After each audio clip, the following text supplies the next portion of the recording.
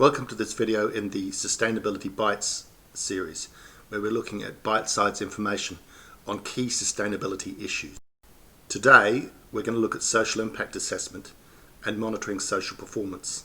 These are important tools that can be used along with things like stakeholder mapping in developing an effective stakeholder engagement strategy. Now, we've covered these in earlier bites, so I'd encourage you to have a look back at that to see how it all fits in. Social issues are often the most difficult to understand and address, and social impact assessment helps you as a tool in addressing these, and in some sustainability standards it's a required part of your system. Social impact assessment can be an important research tool, but it also can be very complex and expensive. However, a business trying to meet sustainability standards shouldn't be expected to pay vast sums of money for a social impact assessment. We advocate a simplified version.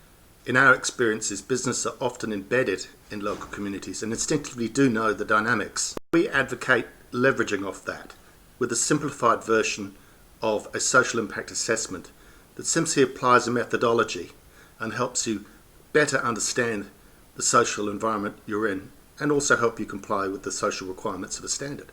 But it's not an off-the-shelf approach. You still need to apply a methodology. As the name suggests, social impact assessments measures the impact of your operations, and it can be also used to gauge that impact when you add new operations or change things. There are three stages in a social impact assessment. The first one is scoping. What is the local community is involved, and by extension, what are the local areas or regions that you need to consider? Try listing them. So what are the local government authority zones? What are the actual towns and villages, and name them? What are the geographical administrative towns for villages or sub-towns? And are there any indigenous communities?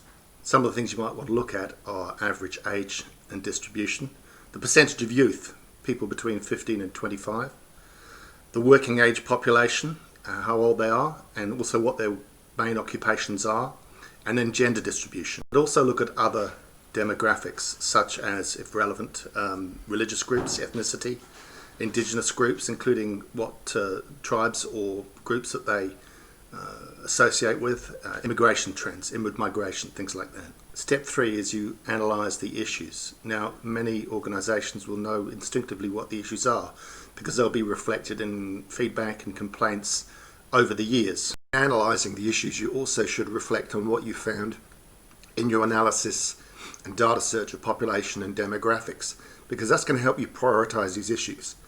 Let me illustrate.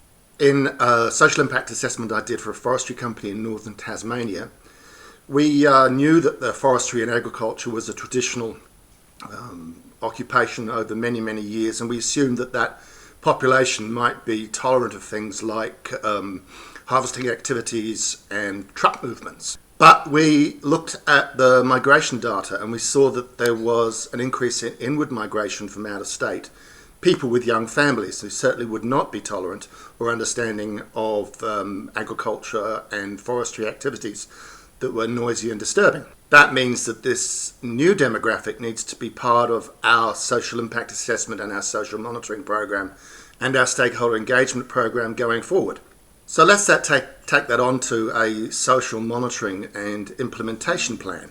So we've analysed the situation. We find out that there may be changes in demographics which may have problems with what we're doing. However, we've also got significant positive impacts that we're having on the community, and we need to include those as well. The plan will put all that together. A stakeholder communication plan underpins everything. We've talked about stakeholder communication and engagement in an earlier sustainability bite. I'd encourage you to have a look at that. This involves keeping a database of the potential stakeholders by groups such as local authorities, neighbours, NGOs, interested parties and affected parties. Now, the interested and affected parties concept is key.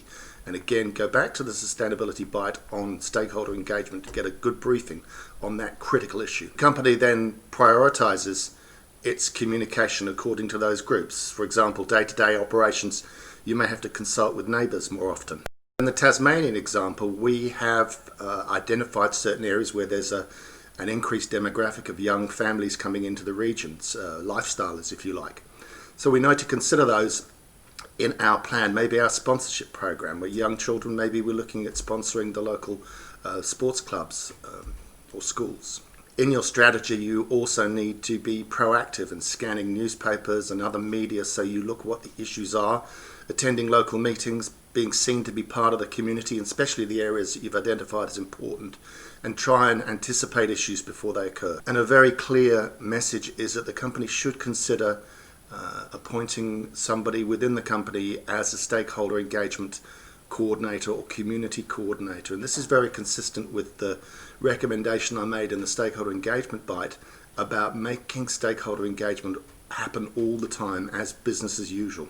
Now, the data from the social impact assessments and the analysis can be used to set up a plan for monitoring social performance. It will be based on the priorities and goals that you've set and your plans for proactively monitoring the community for issues. You may set goals like purchases from local businesses, numbers of local contractors used, use of local labour, either 100% or 100% for casual labour, numbers of local businesses patronised by your business, such as maintenance contractors, etc., and also local sponsorship programs. Now, you need to put hard targets and numbers against these goals, and it's going to differ for different organisations. For example, if you're a mining company coming in afresh, then it's going to be a bigger challenge for you. If you're a forestry company coming into an area that's traditionally forest or farms, it may be that you've got to think about things more subtly because you're making some changes in the dynamics of the community, and you want to keep your social engagement going and keep the experience positive for local communities so that they support you. Contact us, please. We can help you with developing scalable social impact assessments, monitoring and strategies. Now, on our website, we've got an ebook on this approach, so have a look at that, and also contact us if you need any further help. And as always, and most importantly, please, if you've liked this sustainability bite, please press like, share if you think that other people could benefit from it, and also press comment. Thank you.